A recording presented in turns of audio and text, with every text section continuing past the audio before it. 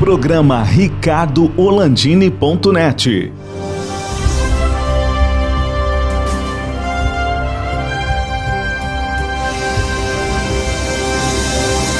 Alô, amigos, estamos começando mais um programa ricardoholandini.net. Nosso convidado de hoje é o conselheiro tutelar, vereador de Porto Alegre, mestre em Direito, advogado por 18 anos e agora deputado estadual pelo PTB, Elisandro Sabino. Tudo bem, deputado? Tudo bem, Ricardo. Tudo bem, uma alegria poder estar participando desta programação contigo e dizer da minha satisfação aí poder estar falando com todos aqueles que nos assistem. O mais interessante, deputado, é que tu é casado com uma querida amiga, né, de muitos anos, que estudou na minha casa para o vestibular de psicologia, que foi aprovada, né? Verdade, verdade. É uma história bacana. O Alice sempre me falou da amiga e com qual ela estudava, né? Uhum. E aí agora veio cruzar aí contigo, nos oportunizando esse momento de podermos estar concedendo essa entrevista e quando eu imaginava que naquela época, né, Ricardo, a Thalys um dia seria vereadora de Porto Alegre, nem ela imaginava. E o mais interessante é, quem não sabe, você que está nos assistindo, a vereadora Tanise é a mais votada vereadora do PTB no Brasil na última eleição, né? Verdade isso, né? É isso. Né? A nossa vereadora mais votada do PTB no Brasil, uma conquista, uma marca, né? E aqui no Rio Grande do Sul, entre homens e mulheres, ela também foi a vereadora mais votada do PTB. Então, realmente foi um momento importante, uma eleição difícil, a última eleição de vereador, prefeito e vereador, foi uma eleição extremamente complexa, dados os efeitos da pandemia, mas na devida forma foi feito o trabalho de campanha que, na verdade, consolidou um trabalho que já vinha sendo realizado ao longo de muitos anos por parte da Thalys e que consubstanciou no resultado das urnas com 5.205 votos, uma linda votação. E o senhor fez 36.033 votos na eleição que o elegeu deputado, e o senhor na Assembleia Legislativa do Rio Grande do Sul, presidente da Frente Parlamentar de Defesa da Criança e do Adolescente. Deputado, vamos reservar o segundo bloco para falar do seu mandato, que o senhor pretende fazer. E nesse primeiro bloco, eu queria falar dessa pandemia que recrudesceu nos últimos dias, em nosso estado, em especial, mesmo com vacinação.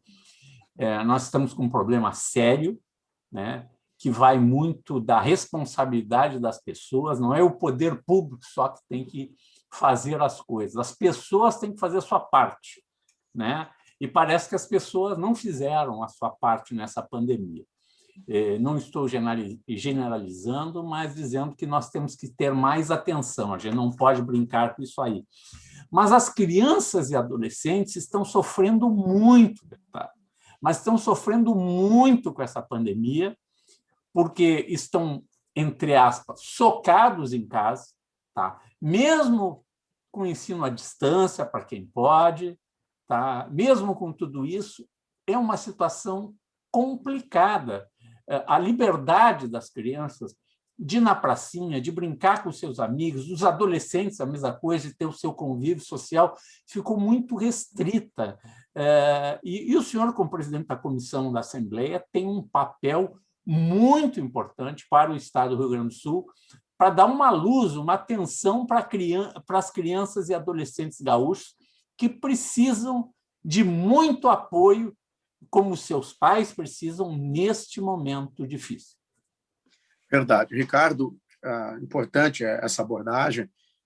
Hoje eu vi a notícia, acompanhava do retorno às aulas, especialmente no ensino fundamental das crianças e adolescentes no Rio de Janeiro. Após um ano, as crianças então, retornando às aulas, com todas as medidas e protocolos, distanciamento social na sala de aula, álcool gel na entrada, medindo temperatura, e, sobretudo, também uma redução de número de crianças também na assistência de sala de aula. Obviamente, isso é somente possível mediante uma redução. A alegria das crianças em retornar ao convívio de seus colegas, isso traz, num período de desenvolvimento, uma atenção plena, especialmente no que diz respeito a uma criança e adolescente que está ali desenvolvendo as suas relações interpessoais, né? A forma didática presencial, ela indubitavelmente a mais aplicável, com mais resultados. Né? Eu faço aula de inglês. Quando entrou a pandemia, o meu professor, nós fazíamos aula online, e o meu professor, ele tem um estilo um pouco engraçado, assim, e ele brincava, ele dizia, eu não consigo, porque ele não conseguia acompanhar, né, em tempo real, de forma presencial. E aí ele até dizia que dava margem para que eu pudesse, de certa forma, dar umas escapadas ali na hora do aprendizado. E presencialmente não tem dúvida que sempre o aprendizado ele tem uma forma eficaz muito maior. Então, por outra via, por necessidade, as crianças, adolescentes estão nas suas casas. Tem que estar em virtude, especialmente agora no estado do Rio Grande do Sul, nós tivemos aí, né, Ricardo, esse momento, a todos que nos ouvem, um momento nunca antes vivido, que é o momento das nossas UTIs com 100% de lotação. Nós estamos vivendo, no momento hoje, se uma pessoa precisa de uma UTI, não tem. Em Porto Alegre, as UTIs estão lotadas, nós temos aqui os hospitais, os quais eles mantêm o percentual, e realmente é preocupante. A bandeira preta em que nós chegamos, nunca antes havíamos chego. Quer dizer, nós estamos em um momento de celebração da chegada da vacina, por outra via, um momento de que houve, como tu bem disse, um relaxamento por parte das pessoas. Eu tenho um entendimento muito claro sobre a necessidade de a saúde e a economia andar junto, a cidade ter a sua vida. Porém, nesta mão de linhas duplas, linhas paralelas que andam lado a lado e não se cruzam, né?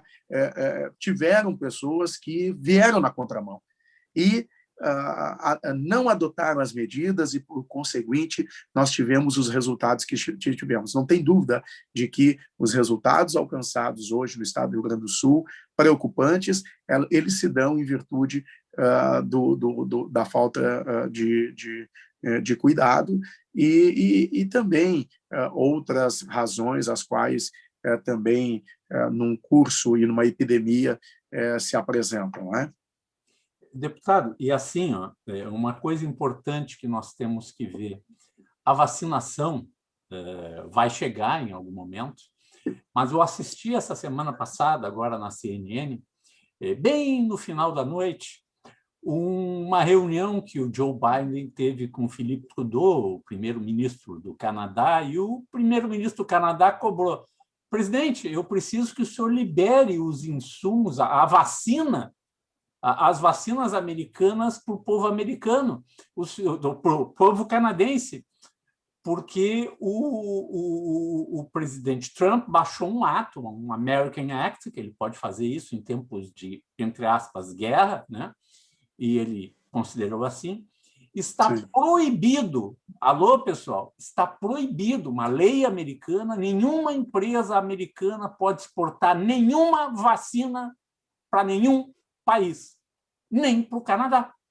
Então, achar que vem vacina da Pfizer, da Johnson, coisa e tal, pelo menos por isso que eu vi semana passada na CNN, é chover no molhado, é enxugar gelo, porque vacina deles não vem. Nós temos que ter a nossa vacina Sim. O Instituto Butantan e o Fiocruz têm que começar a fabricar no Brasil o quanto antes vacina, porque nós estamos embalando, e sem essas vacinas que hoje, ainda bem que a Índia e China estão nos mandando alguma coisa, senão nós não teríamos vacina, porque os americanos é que não vão nos dar vacina, como não estão dando para o Canadá. Nem máscaras, deputado, nem máscaras. As máscaras estão proibidas de serem exportadas, as máscaras para o Covid, para fora dos Estados Unidos. Isso é extremamente preocupante. Nós estamos aí na segunda dose da vacina em Porto Alegre, uma média de 30 mil aplicadas. 30 mil doses aplicadas. Estamos falando de uma população enorme, e apenas na segunda dose nós temos uma média de 30 mil doses aplicadas, quer dizer, do público-alvo, né? Público-alvo. Então, realmente é algo que preocupa muito, não somente a fabricação da vacina, chegada ou fabricação da vacina, mas também eu ouço muitos governadores falando, quando junto ao ministro da Saúde ou após as reuniões, falam estratégia.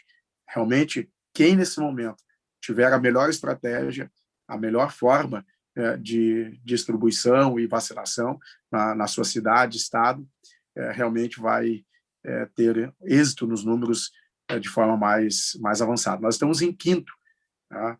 No estado do Rio Grande do Sul, no cenário nacional, em matéria de aplicação de vacinas, na sua população como um todo, o que também é uma boa notícia, estar em quinto no cenário nacional. E deputado, assim, importante nós termos também leitos de UTI, porque a semana passada explodiu, né? Explodiu. O pessoal voltou da praia, as UPAs lotaram, os hospitais lotaram, está tudo lotado, não tem UTI. Se você precisar de uma UTI para algo que não for Covid, esquece, não tem. Não tem. Então, a população tem que colaborar muito nesse momento, tem que assumir a sua parcela de responsabilidade e evitar, ao máximo, contato com terceiros fora a sua família, né? O seu núcleo familiar dentro da sua casa. Não adianta sair e fazer festa na casa do genro, do cunhado, coisa e tal, porque vai levar o vírus para um lado e para o outro, né, deputado? Sabe, Ricardo, só pegando essa última fala tua, eu estive agora no período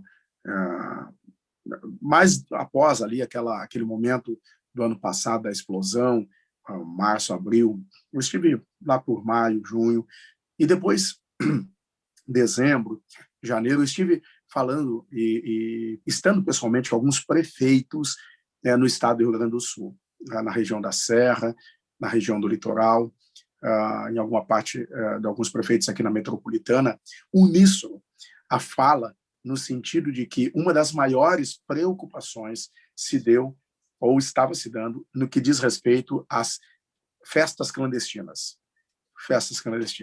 onde os jovens, de forma clara, de forma aberta nas redes sociais, eles vinham convocando, chamando seus amigos para a festa, as baladas clandestinas, onde passavam noites, em plena pandemia, se drogando, usando o uso de álcool e drogas, enfim, entorpecentes, e tanto que foi aí, por parte da polícia, da Brigada Militar, interceptado várias festas dessas no interior do estado e aqui na metropolitana, a Serra, e isso é algo que nos foge o olhar, porque realmente é um grupo de jovens.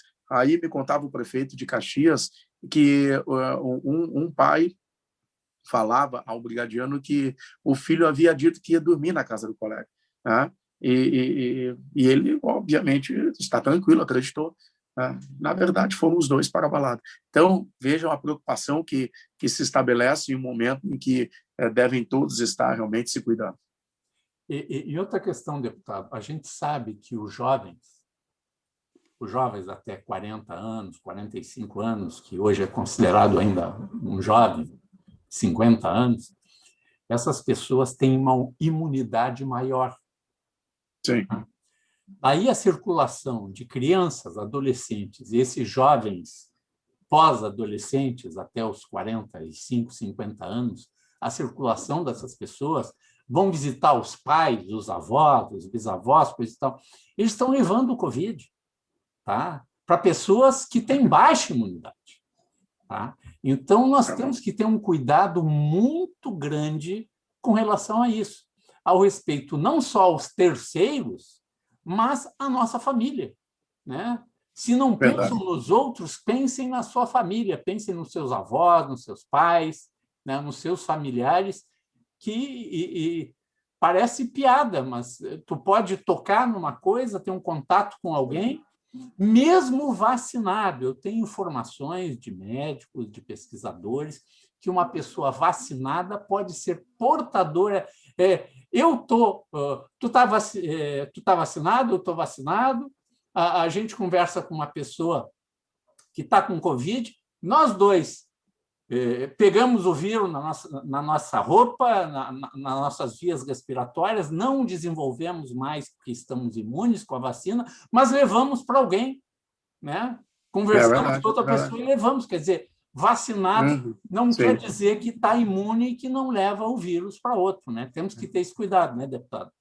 Verdade, verdade. Bom, nós vamos fazer um rápido intervalo aqui no programa ricardo.net, que a gente assiste nos canais 20 e 520 da NET RS, Vale dos Sinos 26 e 526, e nossas redes sociais. Nós já voltamos. Camarões, frutos do mar, filés, tudo com o toque da melhor experiência gastronômica. Teleentrega 3105-6767. Chihuahua, o sabor tradicional na mesa da sua casa.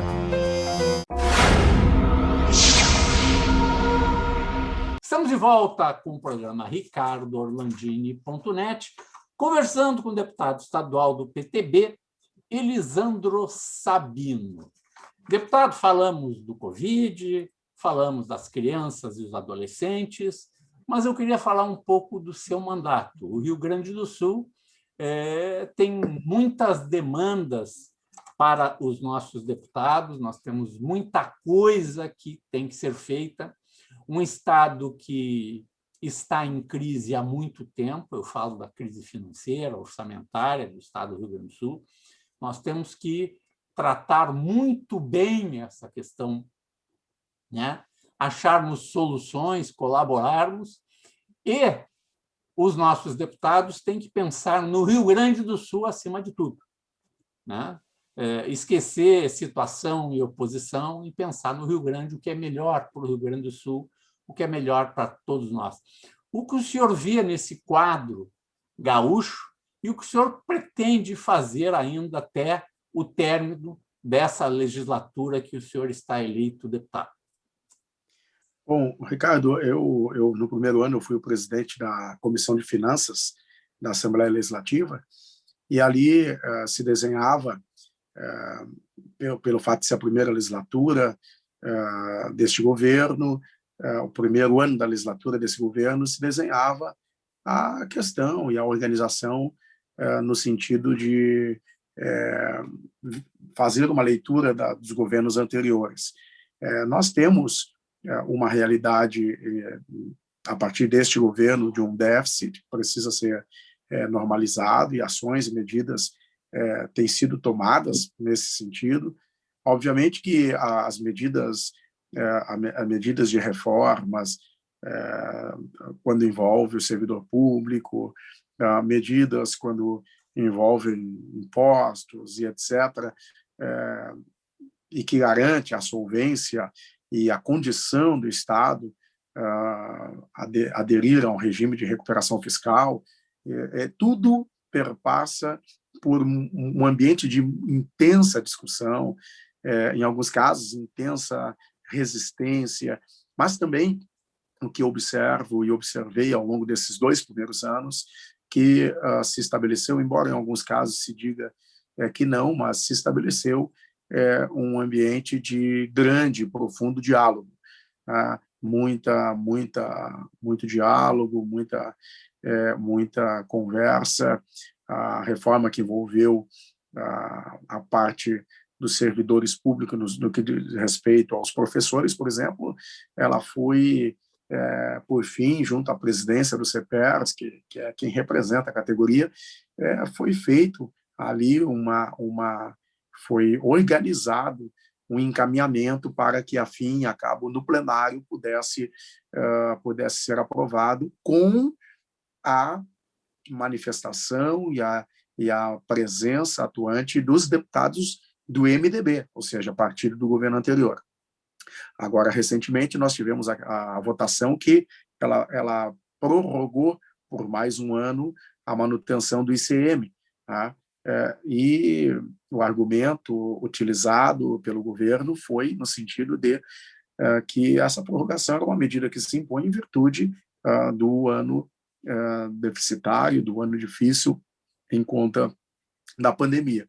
Pois, através de uma emenda apresentada pelo Partido dos Trabalhadores, foi aprovado, então, esta prorrogação. Veja, um partido que já foi governo, que é oposição ao governo, mas que houve uma construção política nesse sentido.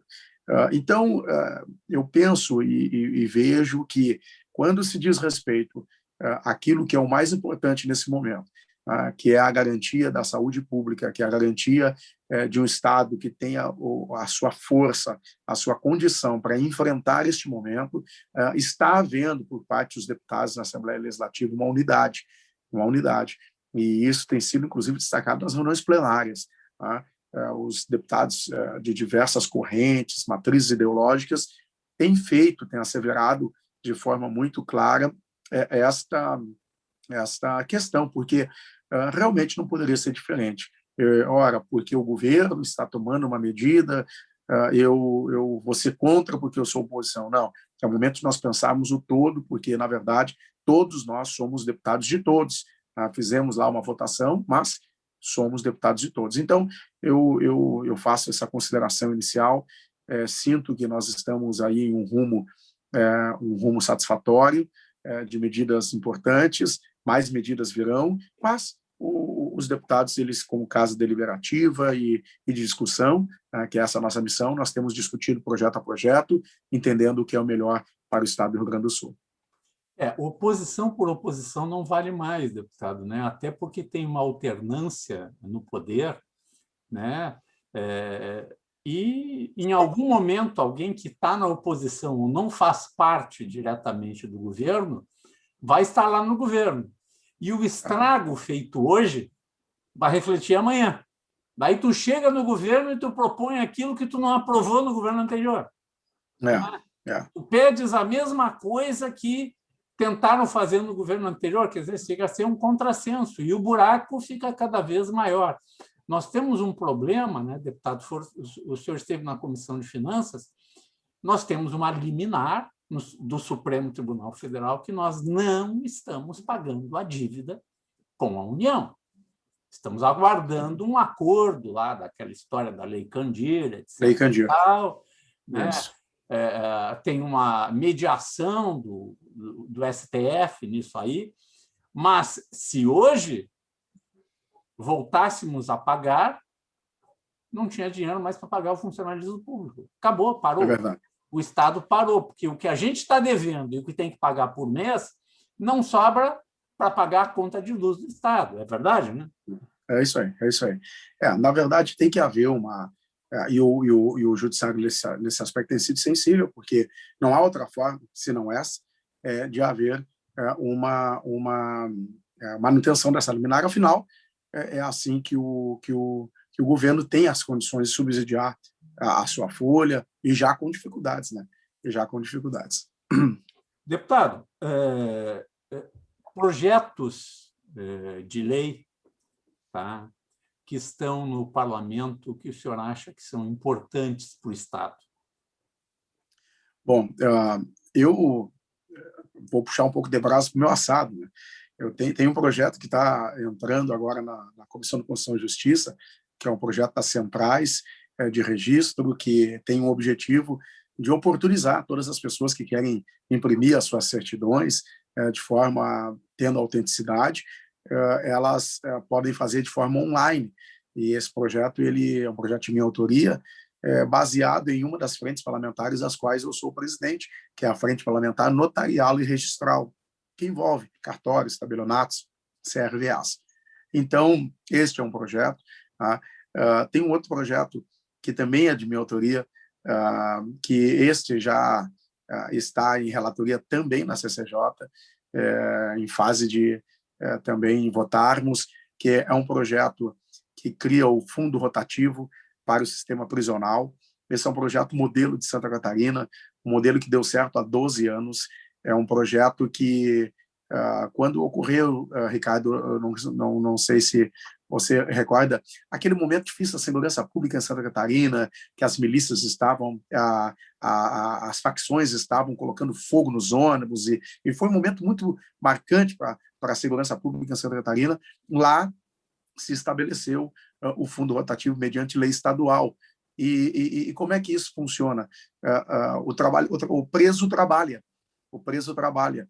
As empresas se instalam nos anexos da penitenciária ou dentro da penitenciária, o preso trabalha, o dinheiro pago ao preso, que, para trabalhar, tem que aderir a uma condição, ele tem que se desfaccionar, e ele trabalha, e ele, mediante supervisão naquela empresa que está lá, um trabalho mais em conta, obviamente, ele vai ganhar, exemplo, um salário, 50% do valor do salário fica retido a fundo de pecúlio, 25%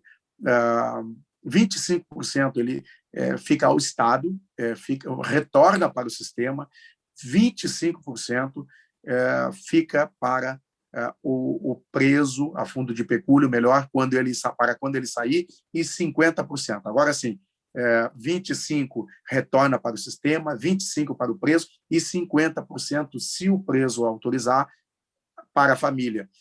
Então, a família vai sendo mantida enquanto ele está lá. E eu vi essa atuação lá do fundo rotativo. Para ter uma ideia, no ano de 2019, retornou para Santa Catarina 24 milhões para o sistema. Então, o sistema, quando não tem condições de comprar um colete para o seu segurança, quando não é, no caso, a polícia, aqui no caso da Brigada Militar, o sistema agora terá, a partir do momento da aprovação do fundo rotativo no estado do Rio Grande do Sul. Deputado, eu quero agradecer a sua participação. Nós vamos ter que fazer outra entrevista. O programinha é curto, né, tia? Mas já falamos bastante coisa aí que eu acho importante. Muito obrigado pela sua participação. Ok, Ricardo, obrigado aí pela oportunidade de estar contigo. Um abraço e um abraço a todos que assistem, ok? Um forte abraço. Você acompanhou o programa ricardorlandini.net no BATV, canais 20 e 520 na NetRS, Vale dos Sinos 26 526, e em nossas redes sociais. Até o próximo programa. Camarões, frutos do mar, filés, tudo com o toque da melhor experiência gastronômica. Teleentrega 3105-6767. Chihuahua, o sabor tradicional na mesa da sua casa.